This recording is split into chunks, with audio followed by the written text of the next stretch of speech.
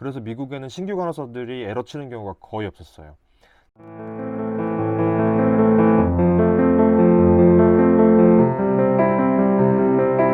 테일러입니다.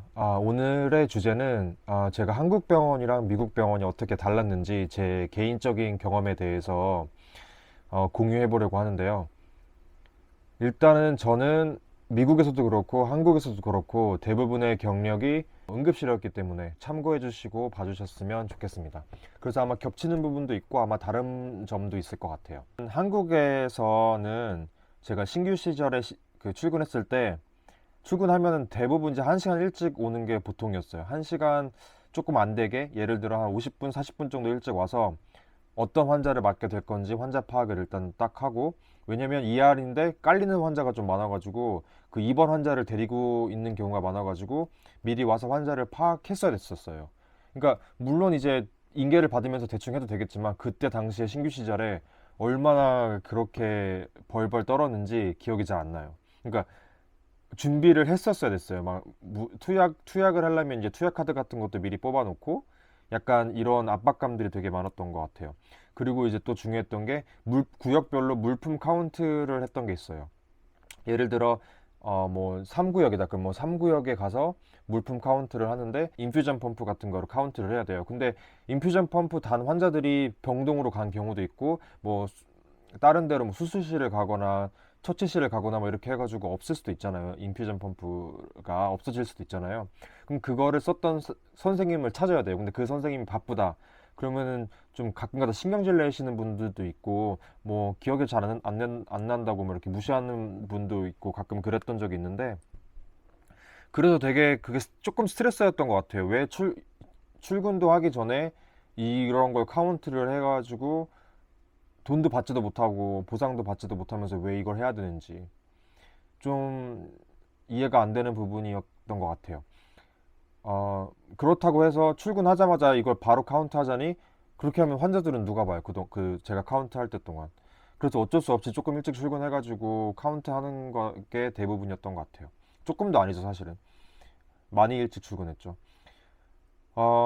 미국은 그런 거 없습니다. 미리 오면은 안 되고, 이제 저희 병원은 지문 인식을 해가지고 출석 체크를 하는데 7분 전까지밖에 안 돼요. 그러니까 예를 들어 7시에 근무가 시작한다. 그럼 6시 53분부터 지문 출근이 가능합니다.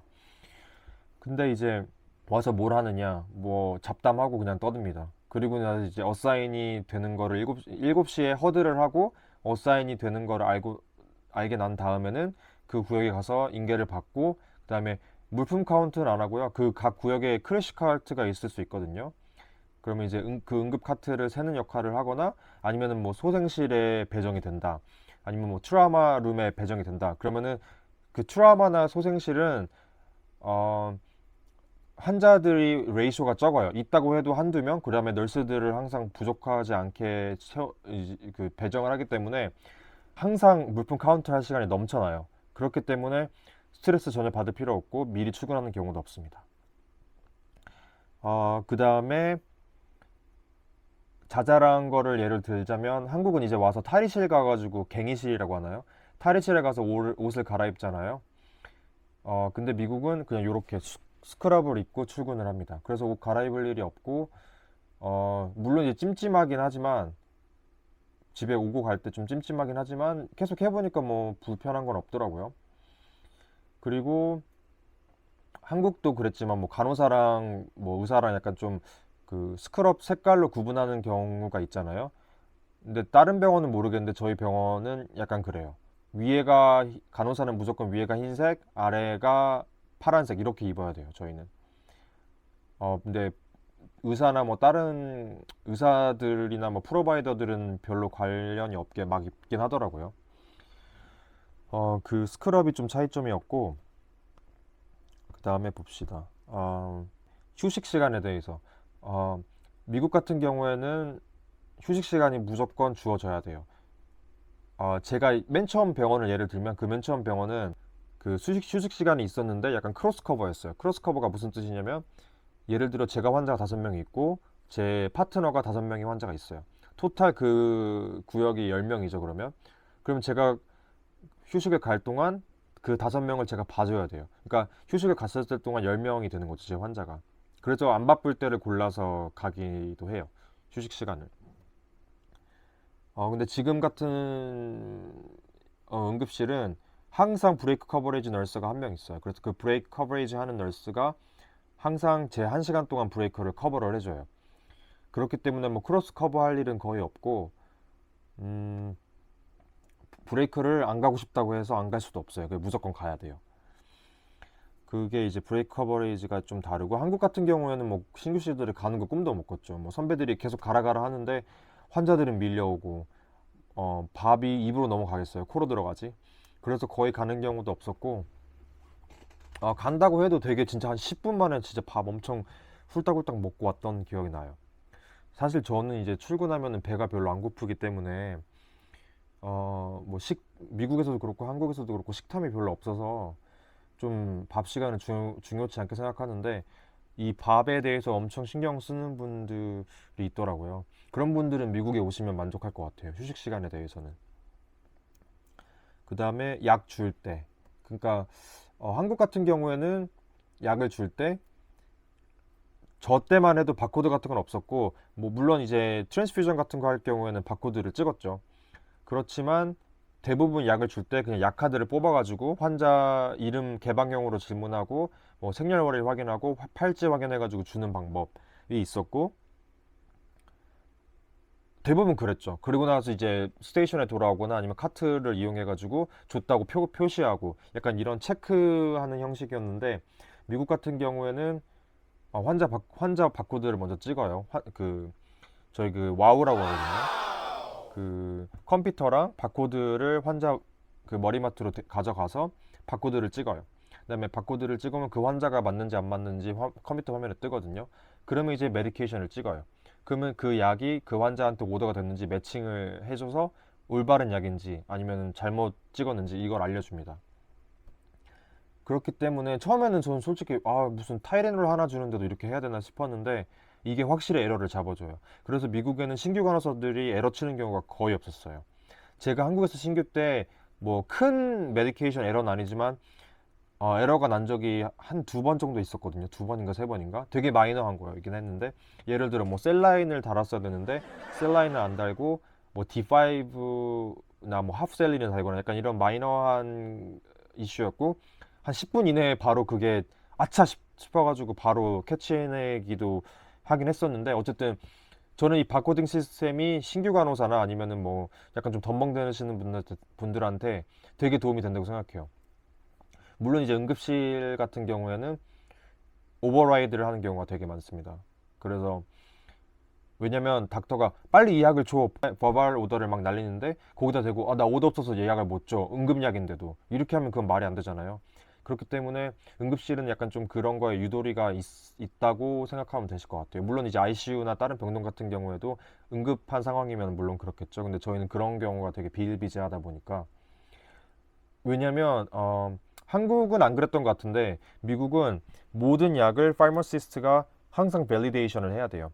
그래서 예를 들어 뭐 타이레놀을 오더를 했다.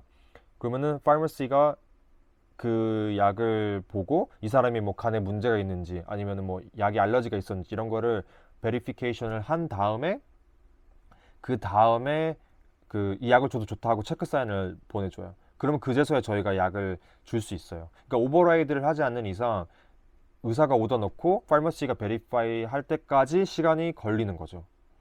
그러니까 이제 어느 정도 이제 자신감이 없거나 그다음에 경력이 없는 사람들을 그 크리티컬 케어 소생실 영역이나 트라우마 센터에 잘 배정하지 않아요. 왜냐하면 그 사람들은 좀 약간 일반 병동 같은 그 디스트릭에서 경험이 더 필요하기 때문에, 어떤 경우가 있었냐면은 환자가 트라우마 환자였는데 AFib, Rapid AFib 온 거예요.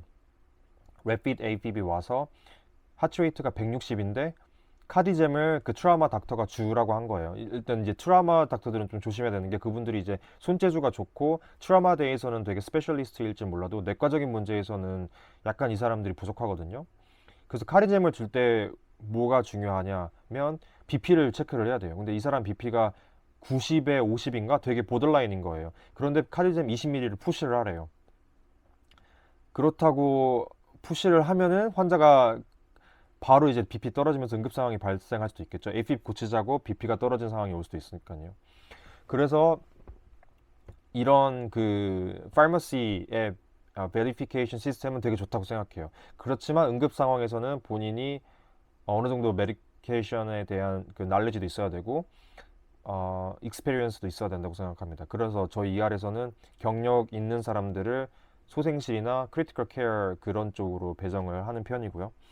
레이쇼에 대해서 말씀을 드리자면 한국 같은 경우에서는 구역에 따라 다르지만 뭐 적게는 8명, 7명, 많게는 뭐 열 몇 명까지 이렇게 봤던 적이 있는데 미국에서는 그렇게 하진 않는 것 같아요. 근데 제가 듣기론 캘리포니아에는 무조건 이제 몇 명까지 볼 수 있는 레이쇼가 있는데 다른 주는 그게 없다고 들었어요. 그래서 저희 같은 뉴욕을 예를 들면 다른 그 병원 ER은 되게 레이쇼가 엉망이라고 들었어요. 뭐 10명, 11명, 12명까지도 본다. 그렇지만 저희 병원은 한 5명, 많게는 6명 정도 봅니다. 디스트릭 널스가. 근데 이제 만약에 소생실로 배정이 받는다. 그러면은 환자가 한 명이 되게 아픈 경우가 있을 때는 2대1로, 그러니까 널스가 2명, 환자가 1명 이렇게 보기도 해요. 되게 어큐트한 상황에서는. 그런 레이쇼 차이가 있겠고, 그다음에 물론 이제 병동도 한국은 뭐 열 몇 명 본다고 하지만 병동은 레이쇼 제한이 분명히 있거든요. 그래서 많이 볼 때는 뭐 6명, 7명까지도 보지만 분명히 맥시멈 제한은 있어요. 그래서 나 환자 너무 아파서 못 봐 이런 식으로 이제 리퓨즈 하는 경우도 많이 있다고 들었습니다. 그다음에 미국 같은 경우는 이제 프로바이더가 다르죠. 그래서 한국 같은 경우에는 다 닥터죠. 다 MD. 아니면 뭐 레지던트 이렇게 되는데 미국 같은 경우에는 MP도 있고 PA도 있고 그다음에 레지던트도 물론 있고 어텐딩 닥터가 있고 이런 식으로 해서 엄청 여러 명의 프로바이더들이 있어요. 그래서 이제 직장 동료들이 많이 다르다는 게 있습니다. 뭐 예를 들어서 뭐 한국 같은 경우에는 인투베이션을 한다. 그럼 널스들이 항상 베드사이드에서 도와주잖아요. 인투베이션 하는 것도 준비해주고 인투베이션 하고 나서 벤틸레이터 세팅 같은 것도 다 해줘야 되고 하는데 여기는 레스피레이터리 테라피스트가 있어가지고 이분들이 그 역할을 해줍니다. 그래서 사실은 이게 좋은 점이 물론 이제 업무를 덜어준다는 게 있지만 약간 그 벤틸레이터나 아니면 뭐 그 에어웨이에 대한 지식이 조금 떨어진다는 그런 점이 있겠죠. 그리고 또 피지컬 테라피스트가 병원에서 활발하게 베드사이드에서 일을 한다는 것과 아까 말씀드렸던 파머시스트가 역할이 정말 크다 정도가 있겠고요. 그다음에 뭐 NP나 PA에 대한 존재감이 미국에선 크고 뭐 이 정도가 있겠네요. 그래서 오늘은 얘기를 하다 보니까 좀 길어져서 1부는 여기서 끝내고 그 다음 영상에서 제가 또 생각했던 다른 점에 대해서 정리해 보도록 하겠습니다.